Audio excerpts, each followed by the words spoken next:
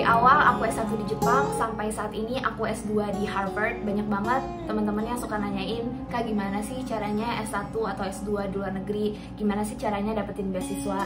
Dan gak sedikit juga teman-teman yang mengira bahwa oh kalau mau kuliah di luar negeri harus berasal dari kota besar atau harus sekolah di international school, dan itu sama sekali nggak benar. Teman-teman mau dari daerah atau dari kota besar, teman-teman yang sekolahnya di sekolah internasional atau di sekolah negeri, semua pasti bisa kalau teman-teman mau berusaha, mau berjuang, mau berdoa, pasti nggak ada yang nggak mungkin. Nah, di video kali ini aku mau sharing perjalanan aku dari Lampung, dari awal banget sampai aku saat ini di Harvard. Semoga bermanfaat dan bisa motivasi teman-teman semua. Jadi dulu aku TK-nya itu di TK Amin, sama SD aku di SD 2 Rawalaut di Lampung. Dan mungkin awal ceritanya pas lagi aku kelas 6 SD sekitar tahun 2008, aku mau memutuskan untuk lanjut ke SMP mana gitu kan. Terus aku sempat lihat ada iklan tentang sekolah baru namanya SMP Arehan. Itu bagus banget, mereka kayak pakai teknologi, banyak fasilitas-fasilitas yang buat aku pengen banget sekolah di sana. Cuma aku sempat sadar diri kayak mungkin karena ini sekolah swasta, orang tua aku nggak akan sanggup buat bayar SPP-nya. SPP-nya sekitar 500.000 dulu, itu mahal banget buat keluarga aku. Orang tua aku kan PNS dan ayahku seorang pegawai swasta yang kerjanya pindah-pindah terus gitu. Jadi aku awalnya sempet ragu pas ngobrol sama orang tua. Surprisingly malah mereka kayak dukung, mereka bilang kayak ya udah bismillah aja, rezeki dari Allah. Kalau untuk pendidikan itu nomor satu, nggak apa-apa kita belum punya mobil, rumah biasa-biasa aja. Dan di situ tuh aku beneran jadi kayak termotivasi dan semangat banget untuk nggak nyanyain kesempatan untuk belajar di SMP itu. Jadi SMP aku tuh salah satu SMP yang paling mahal di Lampung, dan aku jadi banyak ketemu teman-teman yang mereka orang-orang kaya banget. Dan aku masih ingat kalau setiap liburan mereka keluar negeri, terus rumah-rumah mereka tempat aku suka main itu bagus-bagus banget. Terus aku juga masih ingat banget kalau dianterin sekolah, aku biasanya dianterin sama ayah naik motor, kita bonceng 3, jadi ada aku di tengah, terus aku di belakang. Aku masih ingat banget suka ngantuk-ngantuk gitu kalau lagi di motor. Sempet malu mungkin ya pada saat itu, kenapa sih teman-teman aku tuh dianterinnya pakai supir, pakai mobil, terus aku pakai motor. Cuma kalau aku sekarang reflect back to that time, aku jadi sadar bahwa momen-momen itu yang bikin aku justru jadi semakin semangat belajar dan berjuang sungguh-sungguh biar aku gak ngecewain orang tua aku. Aku tuh sempet keterima di SMA 2 Bandar Lampung, cuma aku kayak yakin kalau misalnya aku bisa ke Pulau Jawa, keluar Lampung, aku bisa dapetin akses informasi dan opportunity untuk mendapatkan pendidikan yang lebih baik. Jadi aku tekatin aku mau dapetin beasiswa buat SMA di Pulau Jawa. Aku sempat sih ikutan kayak seleksi Maninsan Cendekia, cuma aku gak keterima di sana, dan akhirnya aku berakhir di sebuah pesantren di Anyer namanya SMA Nurul Fikri Boarding School. Karena ini sekolah swasta dan orang tua aku juga ngap-ngapan bayar SPP-nya, aku nggak bisa mengharapkan uang jajan dari mereka. Jadi dulu pas SMA tuh aku sempet jualan keripik pisang, lumayan banget marginnya. Keripik pisang Lampung, cobain ya guys, enak banget. Terus aku juga ikutan lomba, banyak banget dari kelas 10 aku ikutan lomba newscasting sampai provinsi, aku ikutan lomba debat. Hampir kayak tiap minggu tuh aku selalu keluar asrama buat ikutan lomba-lomba banyak banget. Aku ikutan olimpiade juga, MTK komputer, dan penghasilan dari situ tuh buat uang jajan aku. Terus selain ikutan lomba-lomba macam-macam, aku juga ikutan seleksi pertukaran pelajar, namanya itu AFS atau YES dari Bina Antar Budaya. Karena di Banten itu nggak ada chapternya, jadi aku ikutan seleksinya di Jakarta. Teman-teman bisa bayangin dari Anyer ke Jakarta itu udah kayak jauh banget. Kita harus kayak booking mobil 4 jam, dan seleksi AFS itu kayak 2 tahun. Jadi dari kelas 10 seleksi banyak banget berjuta-juta sampai kelas 11 akhir itu baru deh berangkatnya pas kelas 12 gitu kan. Seleksi terakhir lah ya, aku keterima, terus aku dapat placement di Kansas. Jadi 1 tahun aku belajar di Amerika, terus aku tinggal sama keluarga angkat di sana. Dan sampai sekarang aku masih kayak jaga hubungan sama mereka. Aku sempat balik juga beberapa kali ke sana. Dan kesempatan ini tuh yang bikin aku jadi banyak ke-expose tentang toleransi, tentang berpikir lebih terbuka, berpikir lebih kritis, juga kesempatan untuk belajar mendapatkan pendidikan yang lebih baik gitu. Dan ini juga mungkin pelajaran buat teman-teman, kalau misalnya gagal, itu gak apa-apa, percayalah Allah tuh punya jalan yang lebih baik, punya rencana yang lebih baik gitu. Karena kalau misalnya dulu aku di MANIC, aku gak bisa ikutan seleksi AFS, karena di MANIC kan karena dia beasiswa, jadi gak dibolehin gitu buat tes seleksi. Dan ya itu jadi pelajaran banget sih. Jadi pas kelas 12 aku balik Indonesia, terus aku ngulang lagi senior year-nya, jadi aku SMA-nya 4 tahun guys. Terus 1 tahun aku belajar, terus aku kayak jadi terpikir untuk kuliah S1 di luar negeri. Aku sempat ikutan SBMPTN dan diterima di komputer UGM. Cuma aku kayak masih punya tekad, aku pengen banget kuliah S1 di luar negeri dengan beasiswa gitu kan. Dan banyak banget deh kegagalan-kegagalan yang aku alami pada saat itu.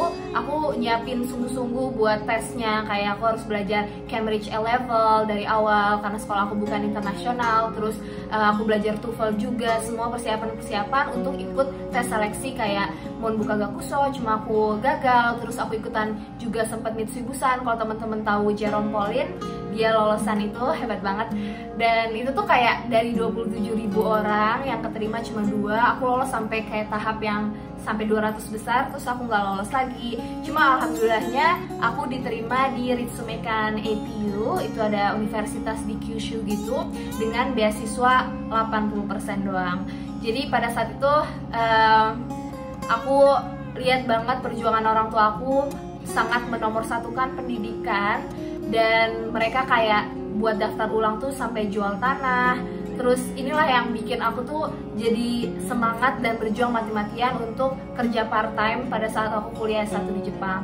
Aku tuh sempet kerja bersih-bersih kelas, jadi jam 5 pagi, jam 5 ya, kayaknya jam 5 pagi tuh ke kampus, terus part-time sapu-sapu kelas, terus beres-beres kelas. Terus aku juga sempat part-time di hotel, aku sempat part-time juga di restoran, jadi kayak masak-masak gitu. Terus juga bahkan aku sempet jadi buruh di Canon. Jadi kalau di kampus aku itu tuh kita tuh liburnya setahun bisa 4 kali. Dan teman-teman bayangin, selama 4 tahun aku kuliah di Jepang, itu aku cuma pulang 2 kali doang. Padahal setahun tuh bisa 4 kali pulang. Banyak teman-teman aku yang pulang tuh setahun 3 kali, setahun 2 kali minimal. Kenapa aku nggak pulang? Aku memutuskan untuk stay aja di Jepang selama 2 bulan libur, mending aku kerja part time gitu kan.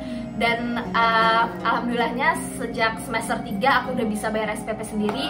Jadi beasiswa aku tuh 80%, 20%-nya itu sekitar 15 juta gitu. Orang tua aku tuh sempet yang kayak semester 2 tuh jual gelang, jual kalung buat bayar SPP aku. Dan aku sedih gitu kan ngelihat kalau orang tua harus berjuang cuma demi aku, sementara aku masih punya 3 saudara lainnya.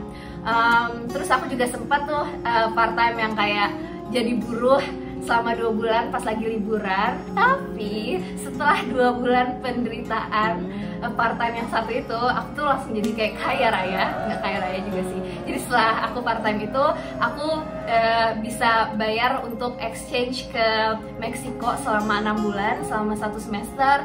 Dan aku juga sempat intern di PBB, di United Nations Headquarters New York. Itu mahal banget kan biaya hidupnya di sana, semua pakai uang part time itu. Alhamdulillahnya semenjak aku balik dari intern, standar hidup naik. Jadinya aku bisa kerja jadi guru di Jepang, dan bahasa Jepang aku juga di situ udah lumayan lancar, dan aku bisa dapat pekerjaan yang lebih baik kan. Akhirnya aku ngajar jadi guru, itu luar biasa banget sih. 2 tahun jadi guru, aku jadi belajar banget tentang pendidikan, dan lumayan banget penghasilan jadi guru. Jadi kalau kerja part time di restoran gitu ya, jadi waitress, itu sekitar bayarannya 700 sampai 800-an yen, atau sekitar 100 ribuan, 80.000 sampai 100 ribu. Tapi kalau jadi guru, wah gila sih, itu gajinya bisa 200 ribu, presentasi tentang Indonesia dan dibayar kayak 500 ribu. Bayangin dong, jadi kayak beda banget ya bayarannya kalau udah jadi guru gitu.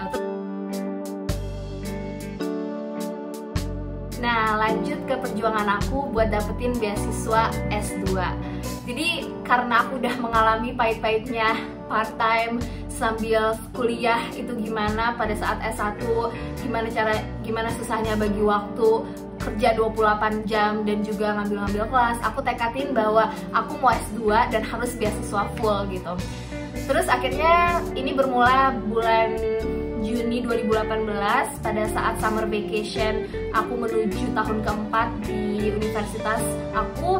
Itu aku memutuskan untuk nggak pulang ke Indonesia, aku stay di Jepang selama 2 bulan biar aku bisa part time dan nyiapin semua materi-materi untuk persiapan S2 gitu, dari mulai esai, terus GRE dan lain-lain. Terus juga karena standardized test itu mahal, kayak GRE dan TOEFL, aku memutuskan untuk tekadin bahwa aku cuma mau ngambil sekali, jadi biar aku belajarnya bisa sungguh-sungguh gitu kan. Akhirnya bulan November aku tes GRE, terus aku mulai apply. Aku awalnya sih mau apply 10 universitas gitu kan di US dan negara-negara lain. Cuma karena apply itu gak murah, kita daftar aja itu biayanya sekitar 1,5 juta sampai 2 juta per universitas buat daftar doang. Jadilah akhirnya aku cuma daftar Harvard. Aku juga daftar Tokyo University, terus sama daftar universitas yang gak berbayar buat daftarnya kayak Glasgow. Terus setelah itu bulan Desember Januari aku daftar univ.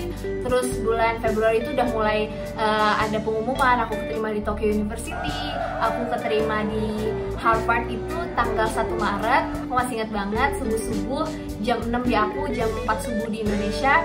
Terus aku buka email, terus tiba-tiba kayak yay, congratulations, you got into Harvard. Tangan aku tuh masih gemeteran banget. Akhirnya aku telepon orang tua yang angkat ibu aku bilang kayak, Bu, keterima Harvard. Dan kata-kata yang pertama kali keluar dari mulutnya ibu itu berapa. Dan aku kayak di situ tuh aku nggak tahu, karena aku nggak pernah cek beneran harganya berapa. Aku tahu itu nggak bakalan kebayar kan. Jadi aku nggak mau membuat hati aku berkecil hati. Aku nggak mau berkecil hati, jadinya aku putuskan pas daftar itu aku nggak mau lihat harga, kayak gimana caranya biar dapet beasiswa, yang penting keterima dulu univnya gitu. Terus aku bilang sama ibu ya sekitar 500-an juta, padahal nggak sih, itu lebih mahal guys. Terus kayak ya gimana, dan aku apply financial aid dan nggak dapet beasiswa yang full. Terus ini kayak udah fix banget nggak bakalan bisa kuliah di Harvard kalau harus bayar sendiri. Aku galau banget, kayak bingung, ini udah keterima tapi nggak kebayar gimana. Terus aku juga, itu luar biasa sih, aku sampai kayak cari-cari info buat private foundation kalau mau ngasih sponsor buat aku segala macam. Akhirnya lah, singkat cerita, bulan April aku sempet tolak tawaran Harvard. Aku nggak ambil dan aku kayak udahlah, berbesar hati aja, mungkin memang rezekinya di Tokyo University. Dan tiba-tiba bulan Mei setelah aku nolak Harvard, LPDP mengumumkan bahwa tahun ini mereka ubah polisi, kalau kamu daftarnya tahun ini kamu bisa berangkat juga tahun ini. Terus kalau kamu keterima punya LOE dari list 12 sekolah top dunia, kamu nggak perlu ikut seleksi lain-lain, tinggal wawancara aja. Jadi kayak banyak banget tiba-tiba kemudahan yang dikasih sama Allah. Aku juga lulus sekitar bulan September itu. Pas Harvard udah mulai, aku balik lagi ke Jepang. Aku lulus dengan predikat lulusan terbaik. Aku dapat valedictorian dan aku sempat jadi commencement speaker buat wisuda tahun 2019. Terus aku juga dapetin Ando Momofuku, itu adalah the most prestigious honor in my school. Aku dapetin beasiswa 1 juta yen di tahun keempatnya aku. Coba aja kalau aku dapet 1 juta yen sebelum, pas lagi tahun kedua, tahun pertama, nggak perlu aku jadi buru-buru. Tapi pelajarannya adalah teman-teman harus positif dan percaya aja kalau memang menghadapi suatu kegagalan, percaya kalau Allah, kalau Tuhan itu punya jalan yang terbaik, punya rencana yang lebih baik dari apa yang kita harapkan. Ya, sekian video dari aku, semoga bermanfaat. Teman-teman bisa share video ini agar bisa menginspirasi, terkhususnya buat teman-teman yang dari daerah atau bukan dari sekolah internasional, agar tidak berkecil hati. Karena percayalah, kalau teman-teman mau berusaha, kalau mau bersungguh-sungguh dan berdoa, Tuhan itu nggak tidur, pasti nggak ada yang mustahil. Oke deh, dadah semua, terima kasih.